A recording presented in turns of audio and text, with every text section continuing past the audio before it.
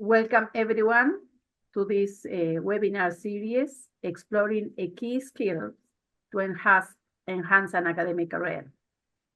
This is the first webinar and there will be two. Today's webinar is titled Applying for Bursaries and Preparing Presentation for International Conferences. If you want to attend the second webinar, that will be this Friday at 2:30 British Summer Time, you have to register again. And in a couple of weeks, the recording of both webinars will be uploaded. My name is Professor Marta Cohen, and I am a Vice President for Learning at the Royal College of Pathologists. I thought that creating this program, this series of webinars would be helpful, especially for international colleagues and for young trainees. I will be moderating this webinar series, and here is the agenda for today. I am going to do some introductions while we wait for some other participants to join. The first series, the first presentation will be jointly done by Dr. Katarina Eloy and myself, and it will be about applying for bursaries, and it's about the experience of the European Society of Pathology, and also the Giordano Fellowship. That is also for an example that is funded by the European Society of Pathology. The second talk will be by Professor Miguel Reyes Mujica, and he will be presenting about preparing presentations for international conferences. Why I thought doing this way is because when you have to apply for a bursary for an international conference like International Academy of Pathology, European Society, you usually have to do a presentation. You have to submit an abstract and then to do a presentation. And that presentation is for an international conference. So then we will do the question and answer. So you will have, there is an icon here that you can write your questions, and I will be reading, and at the end, there will be answer all together at the end. So this is the program overview of the series.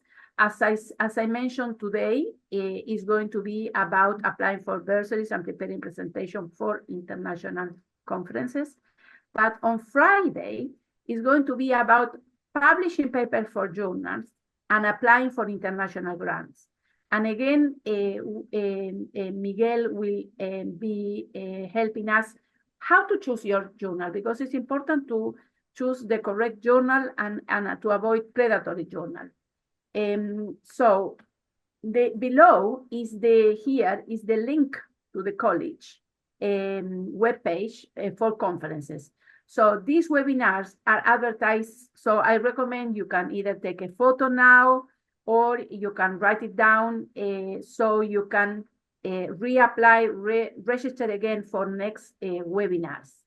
So when this is how you can see the logo, and in this circle, you can see the logo for the webinar that say key skills to enhance an academic career webinar series. And this indicates that this event is part of the webinar series of the college. Obviously, we don't provide a certificate, but you can have 2 CPDs for attending this webinar, because we count 1 CPD per hour. So the first presentation, applying for bursaries, will be presented by Dr. Katarina Eloy, who will outline how the European Society of Pathology runs the bursaries. And as I mentioned, I will then comment on the Giordano Fellowship. And also the College Research Fellowship Startup Grants and the College Research Medals. Dr. Katarina Eloy is a very esteemed colleague from Portugal. She's an interventional pathologist, researcher, and teacher. She's devoted to the diagnosis and study of thyroid cancer. She's an affiliated professor of the Medical Faculty of Porto University since 2015. She has published more than 100 manuscripts in peer-reviewed journals, and she is the head of the fully digital pathology laboratory of Ipatimub in Porto, Portugal since 2013, and developed a special interest in the modernization of the diagnostic processes, including digital and computational pathology. She's member of the European Society of Pathology, and since last year, we are honored that she is the chair of the educational subcommittee and member of the council. She's also a member of the editorial board of Virtuos, member of the advisory board of the ESP, coordinator of the training center, Digital Pathology at Ipatimub, and really is an honor to have her on helping with the webinar. So I stop sharing, so Katarina, you can share your presentation. Thank you. So thank you so much for inviting me, Professor Cohen. So let's try to do this in a very simple way with very clear messages so that our attendees can see how they can take the best profit out of the situations where they can apply for bursaries. So what I'm bringing here today is the example of the European Society of Pathology. This society, in contrast with other societies, I must say, it's quite generous. It's providing on an annual basis a huge amount of opportunities, mainly for young people, related with supporting activities, providing educational opportunities, either free, either live, either online, so multiple formats. And today we chose to bring to you these three key points where we will explain to you how to apply. So this will be the European Masters on Molecular Pathology Scholarship. It's a very generous bursary.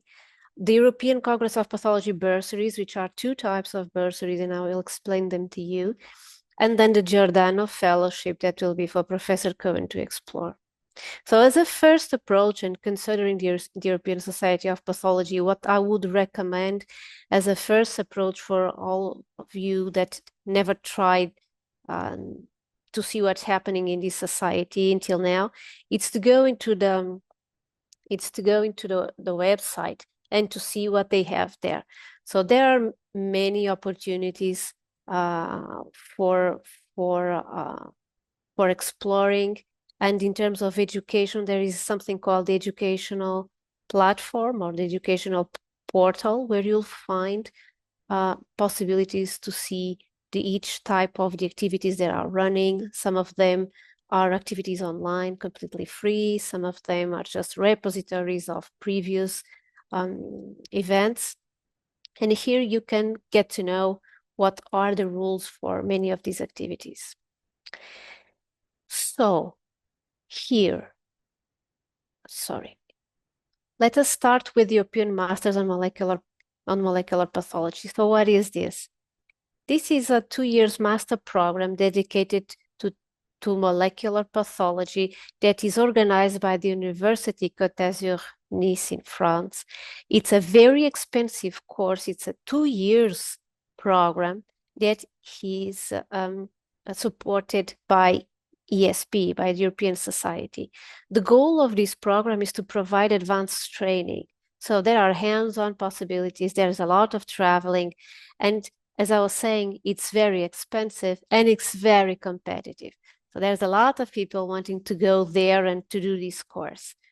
And ESP supports this program and helps with scholarship 5 students per year. For now, it has been the magic number, 5 students per year with 5,000 euros. And this is a scholarship that is divided in 2. So half of the support is provided during the first year, and the rest is provided during the second year. So there are, of course, some criteria for people to apply to this scholarship, which, as I will keep saying to you, it's extremely expensive, it's extremely competitive, but it also brings a huge advantage for those of you who finalize it. So first of all, one of the eligibility criteria to be an active member for the last 3 consecutive years. So with this, you understand that when you're applying to a bursary, you cannot decide this last minute. You need to know in advance what are the rules, what is the overall environment so that you can apply for this. In the situation of being a graduated pathologist, it's really difficult if you did not consider this before. If you are a resident, you just need to have the proof of residence, so it will make things easier since ESP does not charge any fee for membership to residents. So this is one, active membership. Then participation in one or more of the ESP educational and scientific activities. So this means that if you want to start, please start immediately. Please start going to the Congress, please start to attend webinars and to apply for other small programs so that you are, so to say, familiar to the ESP environment, and this will be taken in consideration during the selection of the candidates. You should have less than 45-year-olds. So this is something that usually the scientific committee, it's not flexible. So these are programs that are meant to bring benefits to the young ones and to, of course, not be the recipient of another scholarship of the same year and be accepted, of course. So this goes without saying. So you need to fill this eligibility criteria and to send your CV as well as a motivation letter.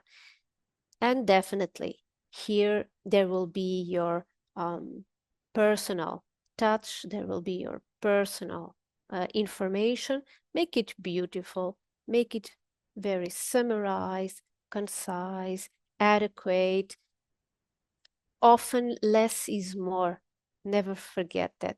And all of this together will be considered for being admitted to the scholarship. The other model that I would like to bring to you is about the European Congress of Pathology bursaries. So here we have two types of bursaries, and in the overall, they will provide the registration for free and additional 205 euros for other expenses.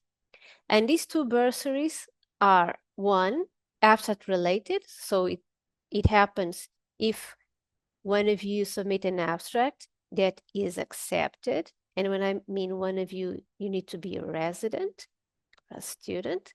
And then the bursaries for participants from middle to low income countries. And this appreciation of middle to low income countries is a standardized appreciation of where people are coming from, but where people live as well, not just being born in one of these countries and then being working in US. So it doesn't make any sense.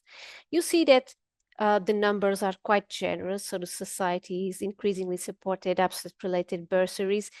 And although the bursaries that are related with the low-income countries are less, they are stable, and these numbers are just recent because this is a very recent project for the society.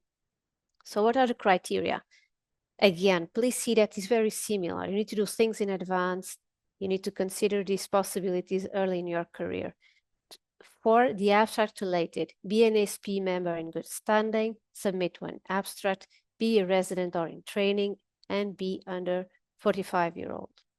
For the participants from middle to low income countries, again, to be an ESP member in good standing, and this is a sort of a bursary which rules are being a bit adjusted for ECP 2024. This was at least for 3 years, but we are not sure how it's going to be in 2025. Of course, being working in these unprotected countries and have no age limit. So this is for all pathologies and no abstract is required. So as a general recommendation that I can give to you before I leave Professor Cohen to regain this presentation, what I would like to recommend to you is do it as soon as possible, because there is an age limit. You need to accumulate some activities. Do not quit. If you cannot do it the first time, try the second time, because at ESP they keep records of your attempts and they take this in consideration. Keep summing activities, because this will be important even for entering a special group that is called the alumni. DSP alumni are those young pathologists that are collecting, they are accumulating these activities, and they are treated specially, they have special benefits, so it's an opportunity as well. Know this eligibility criteria in advance, because you see sometimes you need to have action 3 years before, and then of course address the application properly. This goes for every single opportunity, adequate written language, full information on a CV that is very clean from unnecessary data, very to the point. Don't mind if you only have 2 papers published. You have 2 papers and that's it. Don't put extra things that are not necessary. And then to review the goal of the activity, because sometimes the goal of the activity is do this training to spread information. Sometimes the goal is do this training to implement in your department. And this is probably important for you when you are writing the motivation letter as well. So from my side, this was the information I would like to carry to you regarding the Masters on Molecular Pathology and the European Congress. And I trust Professor Cohen will address to you now the things about the Giordano Fellowship. Thank you, Katarina. So I want to present about the Giordano Fellowship that Katarina mentioned. It's a program. What is the Giordano Fellowship? It's a program for the advanced training in pathology that is, again, supported by the ESP. The program follows the ESP vision for excellence in pathology and for optimal patient case. It is, again, aiming at training on young pathologists, and is similarly to the bursaries. We have there is a cut-up age, and this is because is the workforce of the future. So that is, as Dr. Eloy mentioned, very strict. There are eligibility criteria. I'm going to mention what documents and what is the selection process. So this program started in 2015, and it comes with a bursary that provides financial support for ESP members who are board-certified pathologists up to 40 years of age, or they are residents in the final year of their specialization, and this is to get in-depth training in a specialized area of pathology. It is important that I have received a few trainees, and it's important that if you are a trainee, a doctor in training, or a resident, as it is now called in the UK, you don't pay subscription. So you become a member of the ESP, but you don't have to pay. And that is a great benefit of this organization.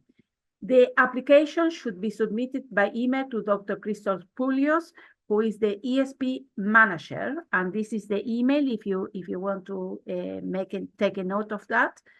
And between 2015 and 2024, there were 105 fellows. And there was none during 2021 due to the pandemics.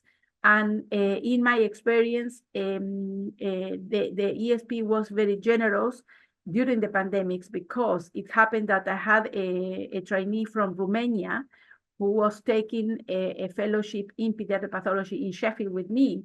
And then we had the pandemics. And then there were no flights, etc. So she had the benefit that instead of being 2 months, she stayed for longer.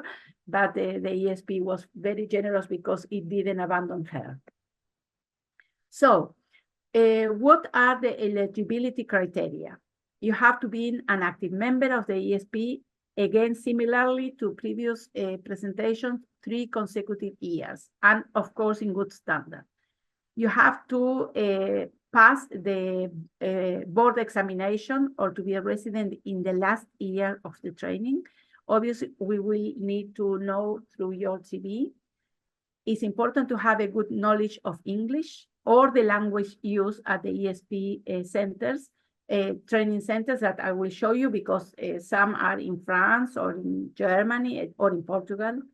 Preferably under 40, currently working in pathology in a pathology center of national reputation, and be involved in teaching and or research, because it's important to further dissemination of the knowledge gain, because at some point this is an investment of the European Society for all the members. And obviously you could not have had a previous awardee of another Giordano fellowship. So what are the documents?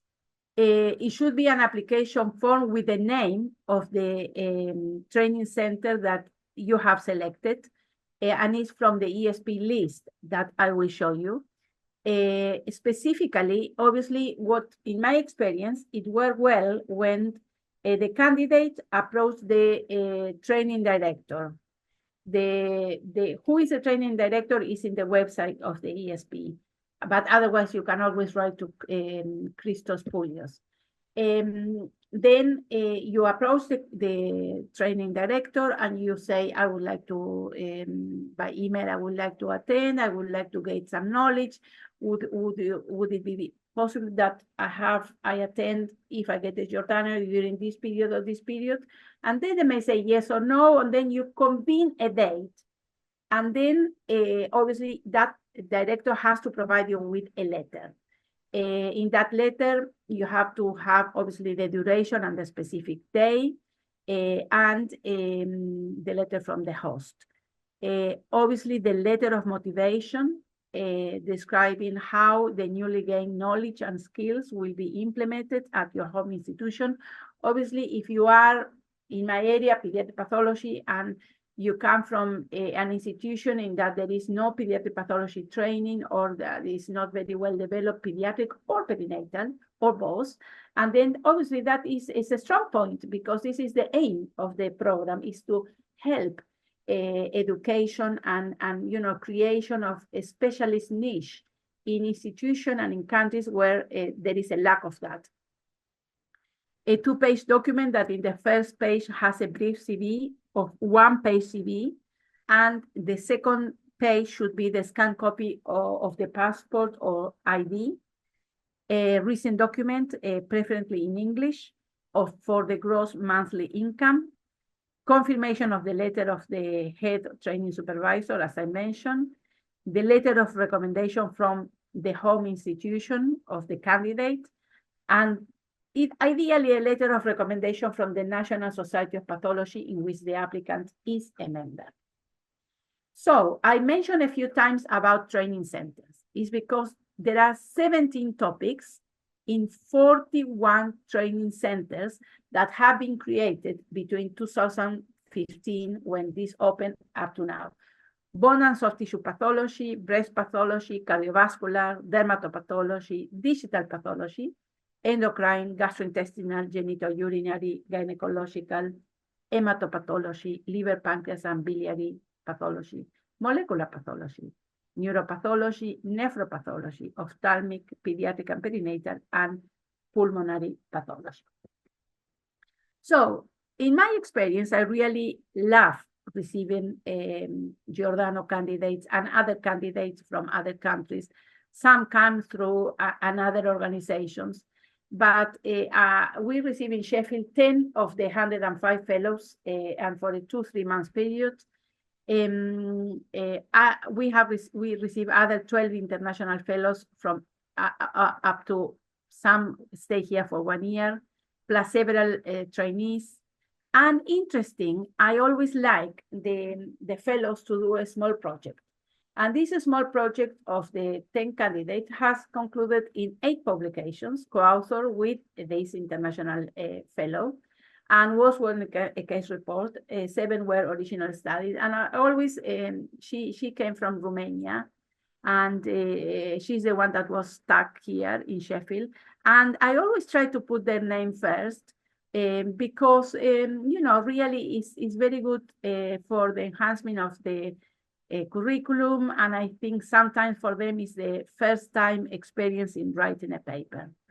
So thank you very much, and I will stop here and give you now it's my pleasure to introduce the second presenter, that will be Professor Miguel Reyes Mojica, who will provide a presentation on preparing presentations for international conferences.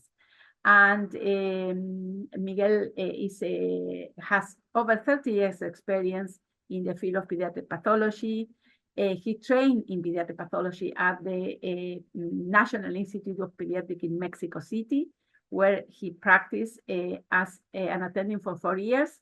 He was a professor of pathology, of pediatric pathology at the Yale University School for 14 years, where he established and directed the Yale Pediatric and Developmental Pathology Program.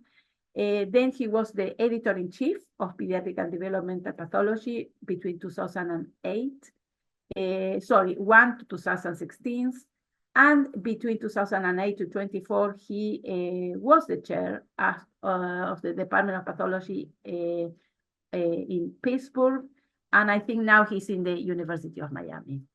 So this is since 2024. What is very important is that Miguel has a very, very in-depth involvement with the WHO, with the books, and he is the expert editor for the Pediatric Tumors 5th series. So thank you very much, Miguel. As Katarina, thank you for joining us. And I invite you to share your presentation. Thank you, Marta, Professor Cohen. It's a pleasure to be sharing with you some reflections on how to prepare for international conferences. So this is based on my experience, and as you know, Oscar Wilde said that experience is just the name that men gave to their mistakes. I have a lot of experience from that angle. But the purpose of these few minutes will be to give you what my perspective is in terms of how to approach the presentation when you are giving an international conference. Nowadays, most presentations, even local presentations, find their way through different social media platforms to the international scene. So keep in mind that whatever you present, whatever you do, will probably be seen by people around the world very easily. One of the main advices I can give was I received it from my mentor, Dr. Rui Perez Tamayo, who was a giant researcher, experimental pathologist in Mexico and professor at Harvard, Yale, Hopkins, etc. He published many books and many papers, and in one of them, one paper called the Plenary Lecture, he states that there are essentially only 3 rules. Number 1 is have something to say. Number 2 is say it. And number 3, say nothing else. That reminds us of Shakespeare, because Shakespeare said brevity is a virtue. And that's true. You should say what you have to say, but nothing else. And the issue is how to prepare, how to say what you have to say. So first, you start planning thoughtfully. Many of us start preparing a conference a little bit casually, and that sometimes leads to sloppy presentations. So I think that the idea is to sit first and try to imagine how you are going to present the information that you have. You have to obviously develop effective communication skills. You have to be clear when you talk. You have to speak at a rhythm that everyone can understand, not too slow, not too fast. And then consider cultural and professional boundaries. This is an important issue because when you are talking to an international audience, you are speaking with people of different backgrounds in terms of culture and professional inclinations, areas of expertise, interest, etc. So you have to consider those items so that people appreciate your efforts and take the best of the information that you have delivered for them. You have to research your topic carefully. Don't try to present something that you don't know much about, because that will become very obvious for the audience. You really need to do an in-depth research and take it as if this was the most important conference that you are going to deliver. Don't take it as it's just a little thing. No, do it the best you can every time, because that will help you and your audience to excel in the purpose of the conference. Please consider what is the level of expertise of your audience. For example, here I am a little concerned that I am trying to guide an audience how to present international conferences when many of you probably have much experience on these and may have different angles and may see different errors in my own presentation. But nevertheless, I think that with the best intention, I have put together my thoughts, and you probably will have some use for them. But consider the level of expertise of your audience. An important thing nowadays in our audiovisual world is to pay attention to the visual design of your presentation. That is extremely important in the field of pathology. As we move, I am a pathologist, a pediatric pathologist. The visual presentation, the visual quality is a very important item to consider. I will show you a couple of examples of what I am referring to. If you are going to use humor in your conference, it's okay, but be careful because not everyone, coming back to the cultural differences, may understand the humor that you are going to use. So be very careful about humoring your audience, because it may fire back to you and it may not be appropriate. And if you're going to use it, keep it balanced, not too much, nothing out of the boundaries of courtesy, respect, etc. You should structure your presentations in a more or less consistent way every time you address an audience. First, greet your audience, introduce yourself. In this case, I was introduced by Dr. Cohen in a very generous way, as Dr. Katarina said. Marta is always very generous. And then provoke your audience, invite them. Give them an item to spark their curiosity. How is this person going to show me how to put together a presentation? Okay? Highlight the importance of your topic. I don't think that I need to highlight how important it is to be able to present well in an international forum. Give a brief outline. The outline in this case has been already given, and you know what we are going to go through, and address the core of your presentation with key points, but keep it brief again. Provide examples. Use examples of presentations, in this case, that I can resort to so that you can see how things are done from my perspective. And use simple language. Don't try to be too elaborate. Because when you are talking to an international audience, the level of understanding from pronunciation of the English language, in this case, to the complexity of the words that you use may be different. So the simpler, the better. And in general, that's true for everything that you do. The more simple you do it, the better. It's very well known, the anecdote of multiple researchers, and now we don't know who was the original person that said that you have to be able to explain things to your grandparents. Maybe because we consider grandparents as limited in their ability to understand modern things. Not all grandparents are limited. I am a grandparent and I recognize my limitations, but still, if you are able to explain how a cell works to your grandparents, that's the best language that you can use to be simple and understood by everyone. Prepare a conclusion so that when you finish your presentation, you can emphasize what were the key points. Prepare a summary of your key points and see if the audience can use only that for taking taking home a message from your presentation. So you have to emphasize what is the take-home message. Not every time is possible to do that.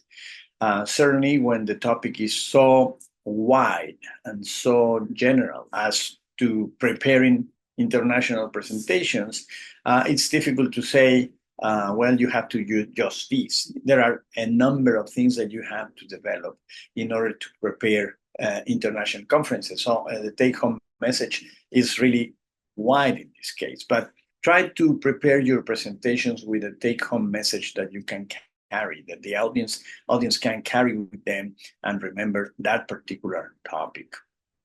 And then invite your audience for questions so that you can conduct a brief discussion, and you all will be invited. I invite you to prepare questions and challenge the presenters with viewpoints that may be different or that may be similar to the ones that we have addressed, but you have different opinions about, so that we can all learn. Because remember that when you are presenting, not only you are trying to deliver information, but you are also gaining information depending on the interaction that you engage with your audience in.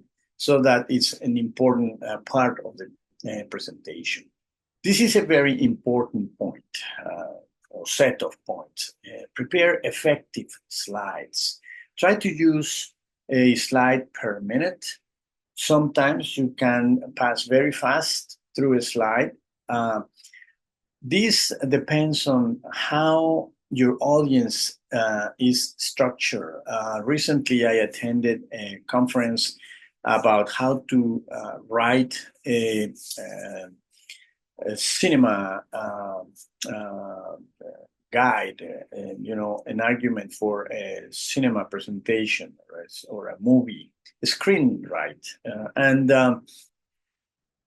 the person that gave us that conference emphasized the fact that the age of the audience determines the level of attention that the audience can give to a given presentation. And sometimes you have to stimulate your audience around several.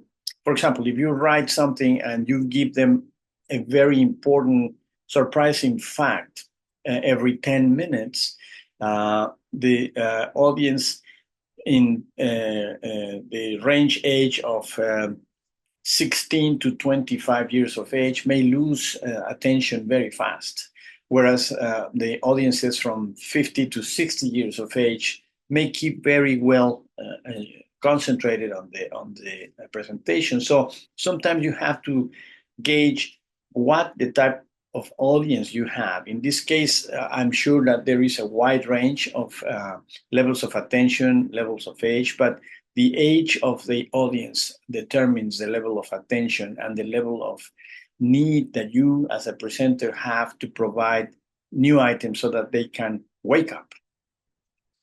Try to limit your text to the 6x6 rule. That is, use about 6 bullets, and for each bullet, use about 6 words. If you use too long a text, people lose attention, lose concentration, and that is problematic. Try to keep the same font and design with the same color background.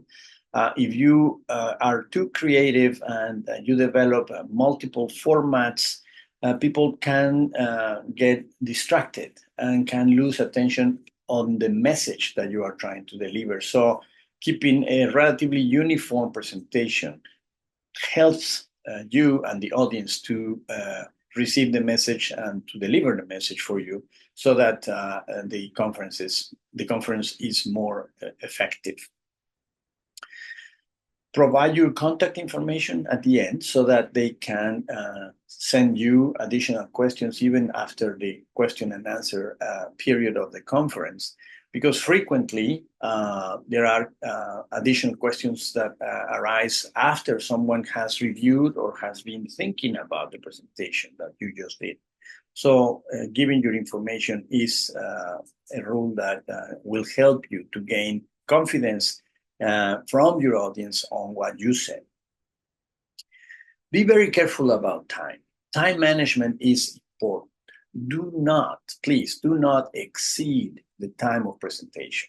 When you do that, everything goes wrong, because the audience gets a little, bored and irritated. Other speakers can also get irritated, and it is not fair. And there is no need to exceed your time. If anything, you can cut short your presentation, and most people will thank you for that. Rehearse your presentation so that you can be sure that what you are going to say is delivered in the right time and format. Add some buffer time. You never know. Something may happen and you have to run a little or cut short a little, and you need to have a little bit of buffer time to be able to accommodate needs that may arise unexpectedly. And be ready to shorten your presentation if you are asked, if you need. If the previous speaker extended and you had originally 25 minutes, but then you only have 10, well, be ready to shorten it, because it's important to be able to transmit the message in a short time. When Twitter was Twitter and was 140 characters, I took it as a challenge to be able to convey a message in 140 characters only.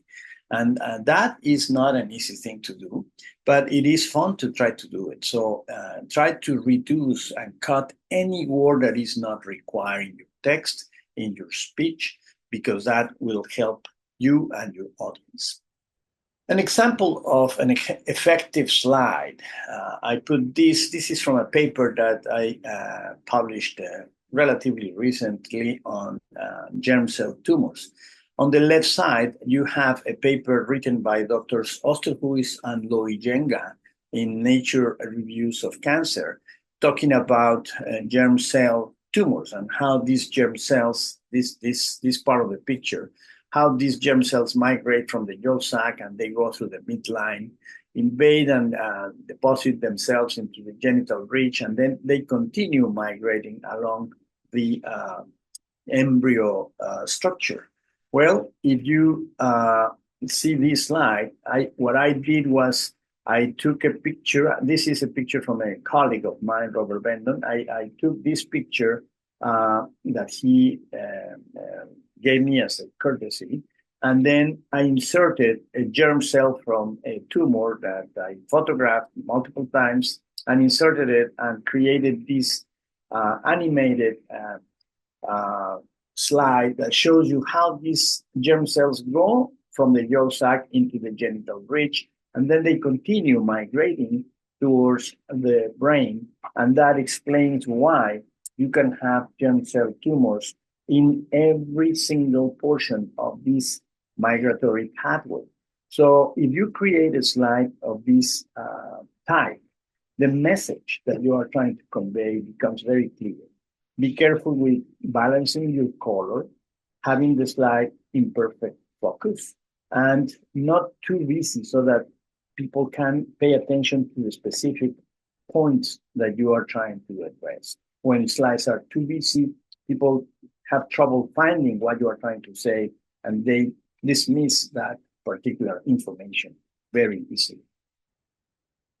Another example, when you are not animating anything, is use well-taken photomicrographs if you are going to deliver a conference for an international audience or a national audience. Please try to avoid blurry, poorly colored, balanced images. If you use this type of photographic quality, well, the audience gets the message, enjoys the message, and you enjoy the message. And it takes a little more effort. Believe me, these are pictures that are not photoshopped. They are color balanced, yes, but they are. These are not screenshots either. Now people take screenshots from scanning images, and that's all right. But if you pay attention to how to prepare a photomicrograph, and you color balance it and you focus it perfectly, this is the type of quality that you can achieve. So that is an important item for your conferences, to make an impact, to deliver a conference that someone will remember. Oh, that picture that guy showed, that was very clear. This is germ cell neoplasia in situ in the testicular tubules of a patient with, a growing seminoma.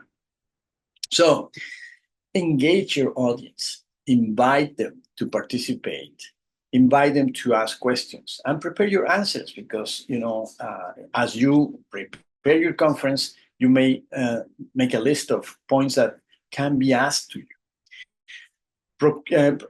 Try to facilitate an interactive discussion. It's important that your audience can exchange viewpoints with you, and that will lead to a more memorable experience. And be very respectful. Use inclusive language whenever possible. We have learned, we are evolving as a species to be more respectful of one another, and to take all cultural, ethnic, and other types of differences into account, gender differences into account, and be respectful. You may agree or disagree with certain positions that others may have, but that doesn't mean that you should dismiss other positions, because you cannot be sure that you are correct, and you have to respect every other opinion. Also, remember to test your slides and to bring backups. This morning, I discovered that my computer at work, where I sit here now, had a problem. One of the monitors is not working, so I had to bring my other computer, which is a laptop that is, a different type of computer, and I'm using it to show this conference. I discovered that because, I came half hour early. I started it. It didn't work, and I said, well, this is exactly what I am trying to tell to my audience. Be prepared. Bring backups. Check your AV equipment and your internet connection, so that you are able to solve the issue in the minute that the issue arises. Dress professionally, arrive early, be on time, log in early, so that you can prepare. Our professional team here has been so helpful, and I thank Giles for his help on this.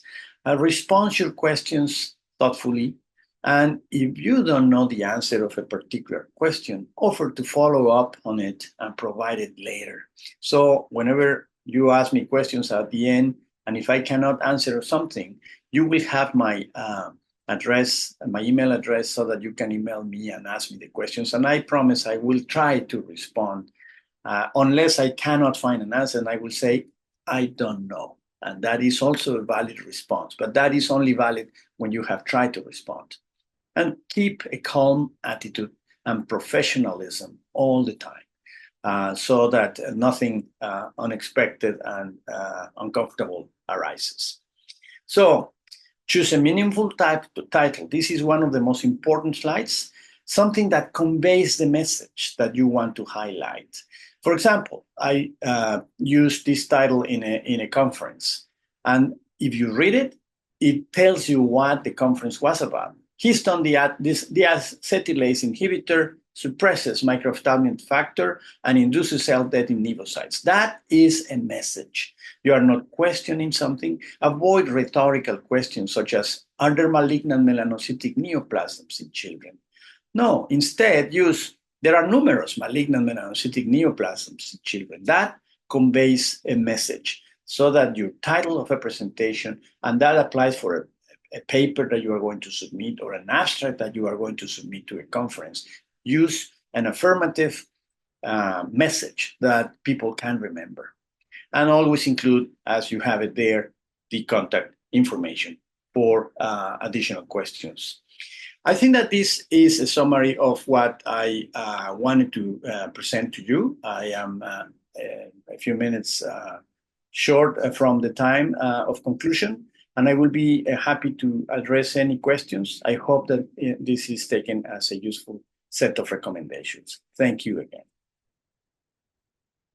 Thank you, Miguel. Thank you, Catarina. It has been amazing and perfect on time.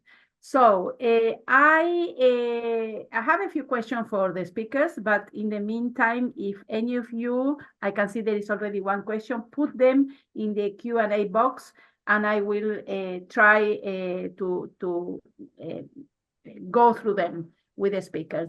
So the next webinar will be on the Friday, the 18th of October, 2:30 British Summer Time, and it will be publishing paper for journals and applying for international grants.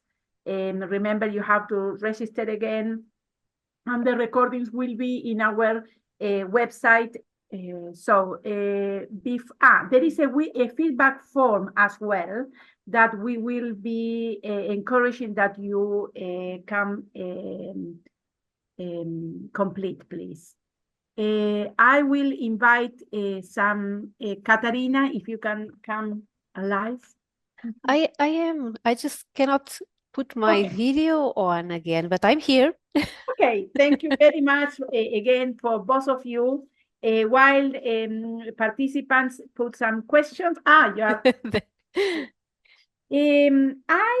I was just scribbling some questions that I think for the attendees will be helpful. The master in molecular. Obviously, this is something very new. That is something that has a lot of future, because we know that, genetics and pathology are coming, hand in hand. And the other thing that will come is pharmacogenetics. So, the I say in my hospital, pharmacy needs to be next to genetics, because this is the precision, the treatments, that every patient will receive.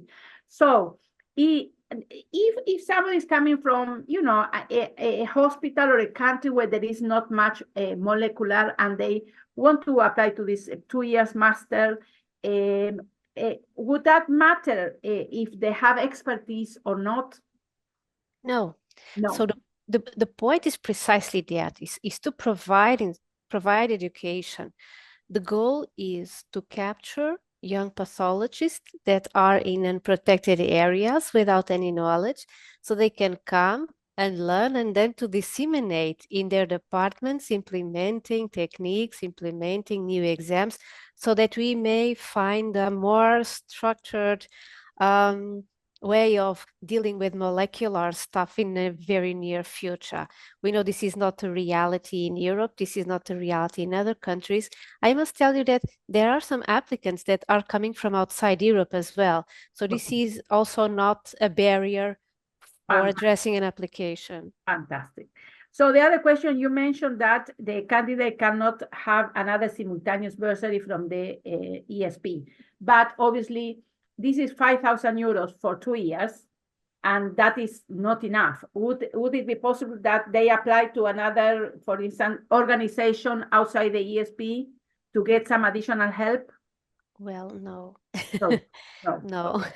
Okay. These are the rules, and I understand that. That's why I wanted to clarify. I saw that You cannot have another bursary from the ESP, but if your government, No, that's not what I meant to say. So you cannot have, for instance, a bursary from another company or a pharma company at the same time for the same program. But you can have accumulating for now, you can accumulate with other bursaries from ESP. So imagine that a student is applying for the master's and he wants also to apply for a bursary in the Congress. He can do that. Yeah. It's possible. Okay. Thank you. And the other thing is because obviously it's very important, you know, that the application for all the learning and even the Giordano is clear, is in good English, and you know, there are documents to present, evidence.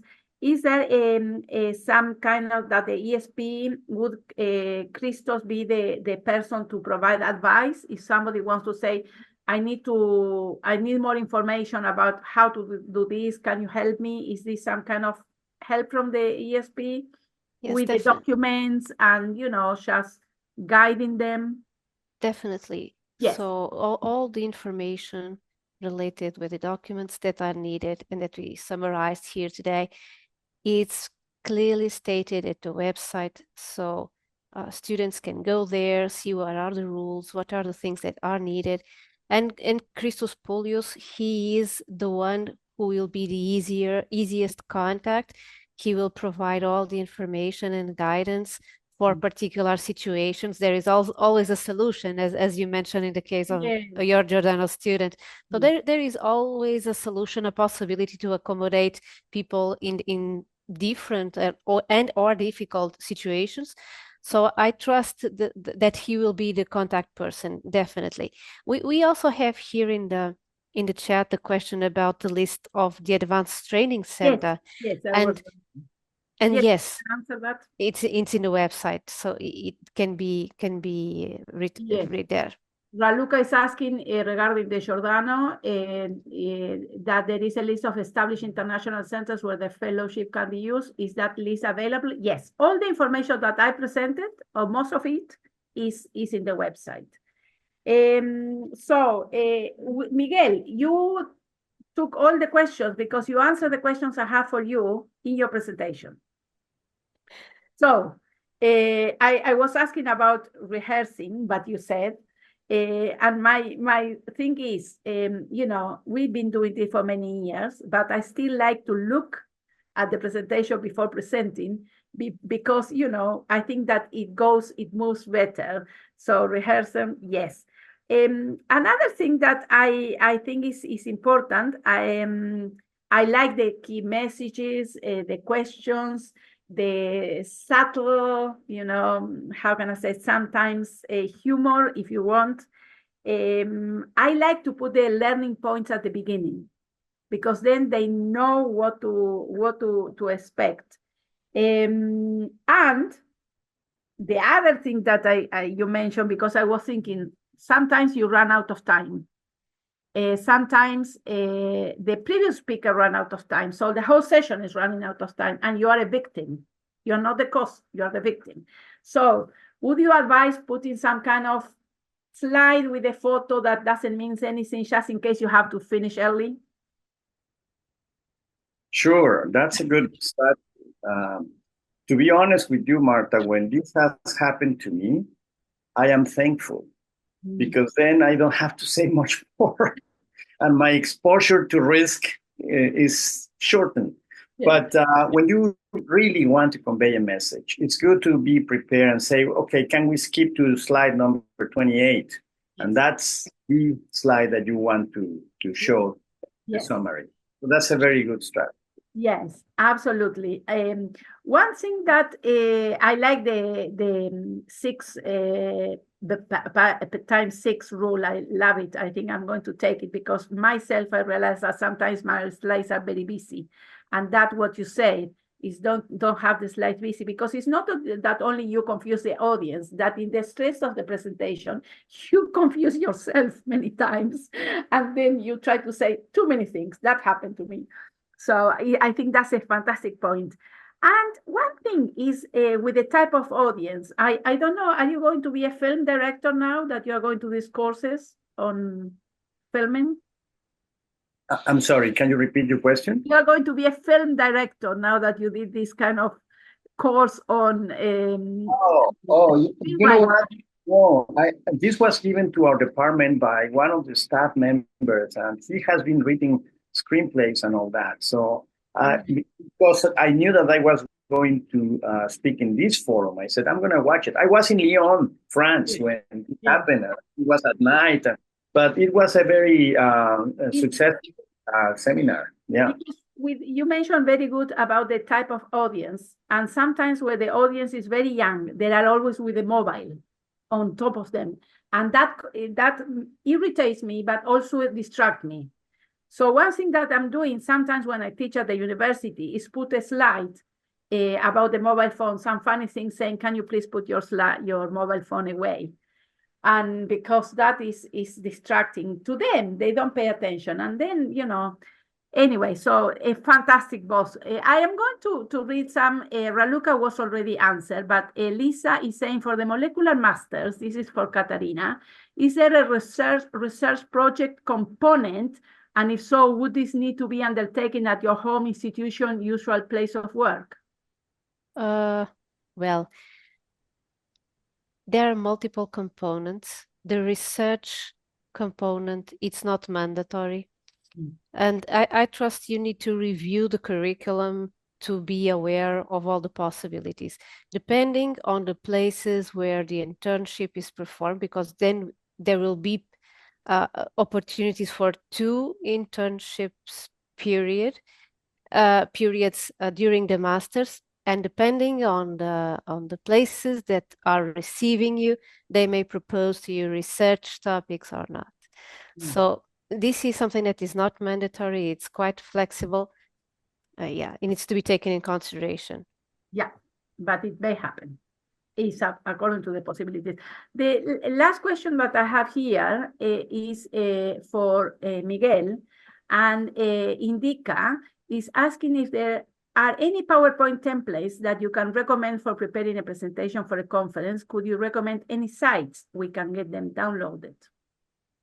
Yeah, that's a very good question. And honestly, the availability of formats, it's growing by the second. Every time that you look into possible templates to use, there are more and more. I would probably suggest in this day and time to use artificial intelligence tools. ChatGPT, which is something that I have not used a lot for my own writing or my own presentations, but I am learning to use it and to accept it. Has a lot of things that you don't think about. So yes, if you go into a platform, say YouTube, and you open a particular topic, there are many formats. Some of them are not to my taste, the most recommendable ones, but some others are very good.